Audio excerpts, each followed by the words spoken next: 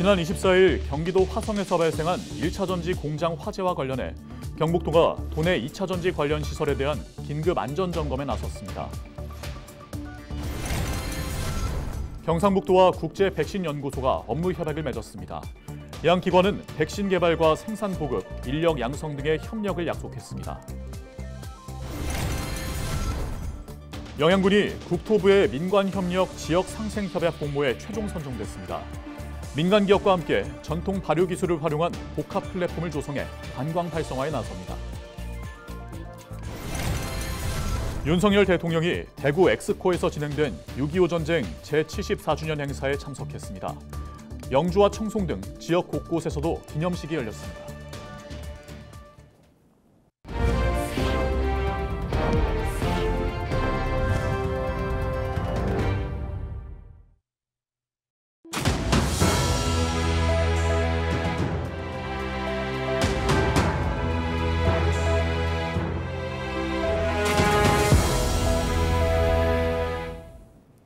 시청자 여러분 안녕하십니까? 헬로티비 대구 경북 뉴스입니다. 24일 경기도 화성에서 발생한 1차 전지 공장 화재와 관련해 이철우 경북도지사가 도내 2차 전지 관련 시설에 대한 화재 안전 대책 마련을 지시했습니다. 이에 따라 경북소방본부는 2차 전지 관련 시설 74곳에 대해 25일부터 28일까지 시군 등 관계기관과 함께 긴급 안전점검을 진행합니다. 또 화재 발생에 대비한 합동 소방훈련을 시행하고 2차 전지 유관부서인 안전행정실 등과 위험물 정보 공유 등의 협업 체계를 긴밀히 유지해 대응하기로 했습니다. 경상북도와 국제백신연구소가 경북 백신산업 클러스터의 글로벌 고도화를 위한 업무 협약을 맺었습니다.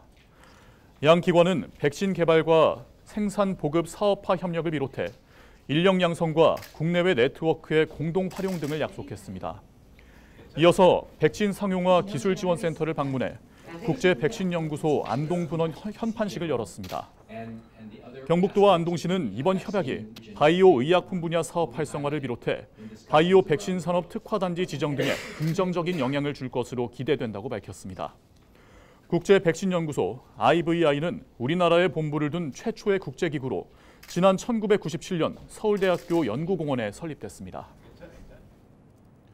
영양군이 최근 국토교통부가 주관한 민관협력 지역상생협약 공모에 최종 선정됐습니다.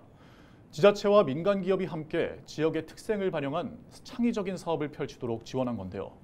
영양군은 전통 발효 기술을 활용한 복합 플랫폼을 조성해 관광객을 불러 모을 계획입니다. 서희동 기자입니다.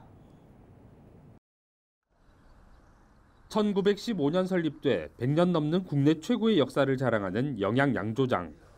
영양군은 지난 2022년 전국적인 유통망을 가진 민간 기업과 손을 잡고 이곳을 현대식 막걸리 제조 시설과 카페 등을 갖춘 복합 문화 장소로 탈바꿈했습니다. 최근 두 기관은 발효 감각 복합 플랫폼 건립에 뜻을 모았습니다. 전통 발효 기술을 주제로 발효식품 제조와 방문객 체험, 휴식이 어우러지는 복합 공간을 조성해 연간 5만 명 이상이 찾는 명소를 만들겠다는 겁니다. 또 영양에서 자란 쌀과 고추, 콩 등의 농산물로 전통주와 장류를 제조해 지역 경제에도 이바지하겠다는 계획입니다. 영양군의 지역 경제 활성화와 생활인구 그리고 채용을 통한 상주 인구를 좀 늘리고자 하는 목적으로 저희가 추진하게 되었습니다. 이번에 민간협력 공모 사업을 통해서 발효 복합 플랫폼을 저희가 건축하면서 운영할 계획입니다. 해당 사업 계획은 국토부의 민관협력 지역상생협약 공모에 선정돼 국비 50억 원을 지원받게 되며 청신호가 켜졌습니다.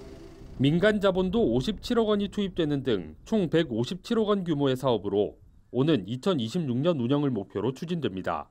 영양군은 지난해 12월 순수 한글로만 적힌 최초의 조리서 음식 디미방의 전통 찐빵 제조법을 토대로 막걸리 발효종을 넣어 만든 찐빵을 한 식품 대기업과 함께 출시하기도 했습니다. 대형 민간 기업들이 잇따라 영양군의 전통 발효를 사업화 전략으로 삼으면서 이를 통한 지역 경제 활성화에 큰 기대가 모이고 있습니다. 저희 영양군은 음식 디미방 100년 된 양조장의 우수한 발효 기술을 개성 발전시켜 영양군의 우수한 농산물로 생산된 질 좋은 발효식품과 문화를 알리기 위해 최선을 다하겠습니다. 지역 전통과 특색을 살린 영양군의 발효 복합 플랫폼이 민간과 힘을 합쳐 지역 소멸 위기에 대응한 대표 우수 사례가 될 수 있을지 앞으로의 조성 성과가 주목됩니다. 헬로티비 뉴스 서희동입니다. 경상북도 환경보건센터가 경주 동국대학교 YG 캠퍼스에 문을 열었습니다. 경북환경보건센터는 지역의 특성을 반영한 환경보건정책의 수립과 추진을 전문적으로 지원하고 환경유해인자로 인한 건강피해의 규명, 역학조사 지원 등 지역민의 실질적인 환경보건 소통 창구 역할을 하게 됩니다. 환경부는 지난 2007년부터 환경유해인자로 인한 건강피해의 조사 연구와 예방교육을 위해 권역별로 환경보건센터를 지정해 운영하고 있습니다.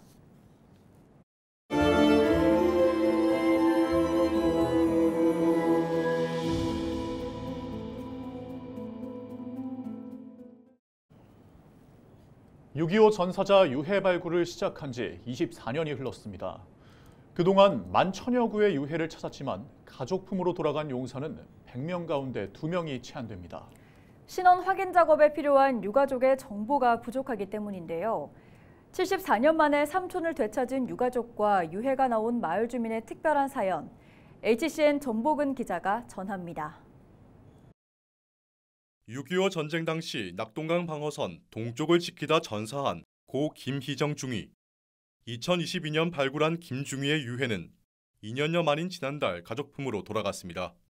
삼촌이 여기서 누워 계셨다는 거, 그거 생각하니까 진짜 가슴이 너무 안 됐고요. 답답한 심정이고, 근데 그래도 우리는 유고를 찾았잖아요. 그래서 너무 반가워요, 지금.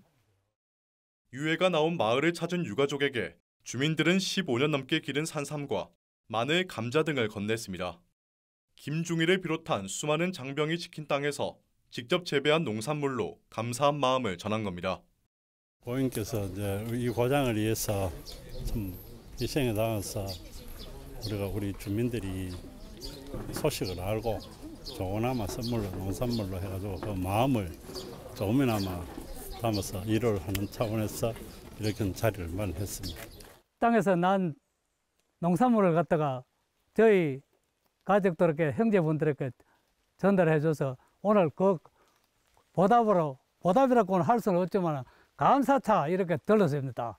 고맙습니다. 2000년 6.25 전사자 유해 발굴을 시작한 뒤 지금까지 찾은 유해는 13,000여 구.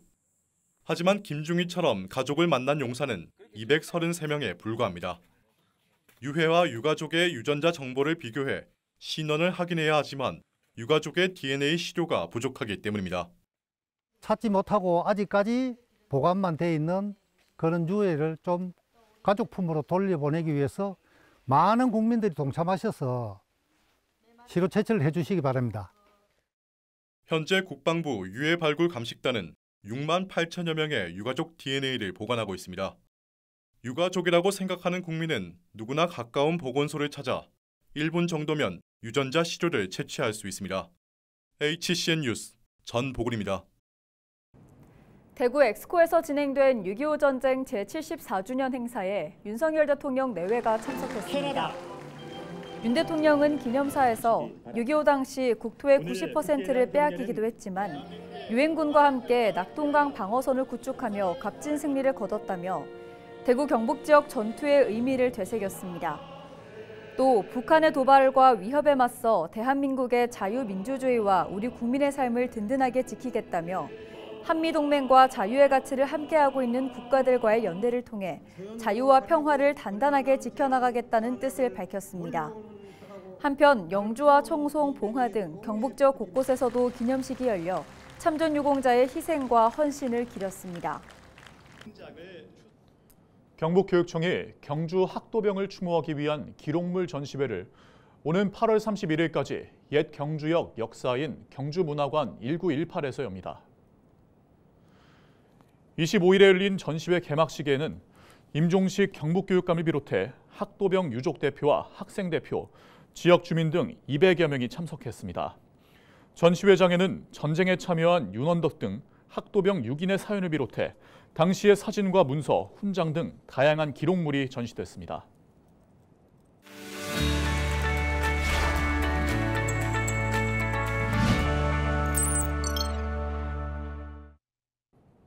우리 지역 국회의원들의 활동 소식을 전해드리는 국회는 지금 시간입니다.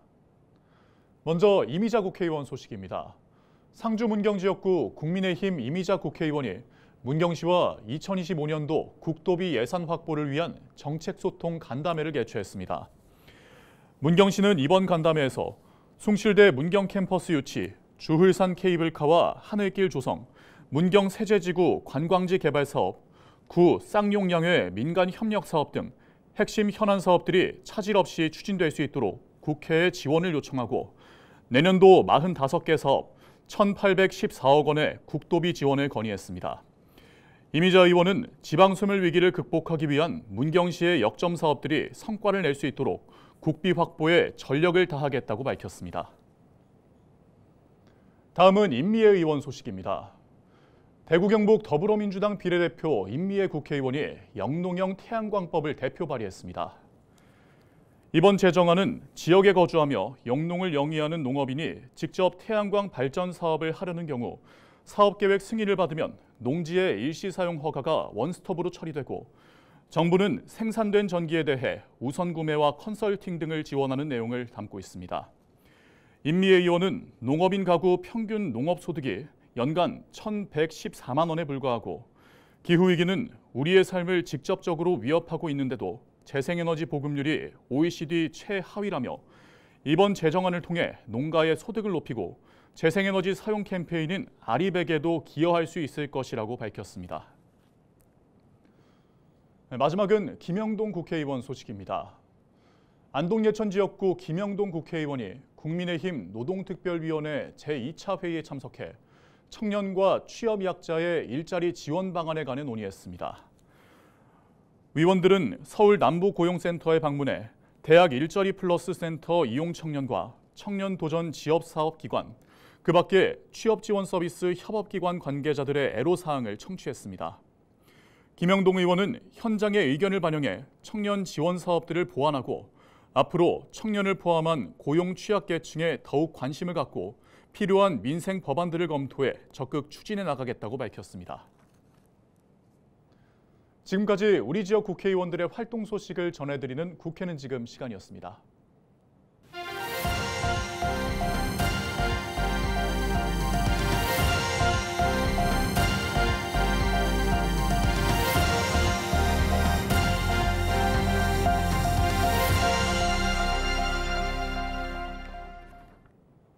박형수 국회의원이 차기 국민의힘 경북도당 위원장으로 선출됐습니다.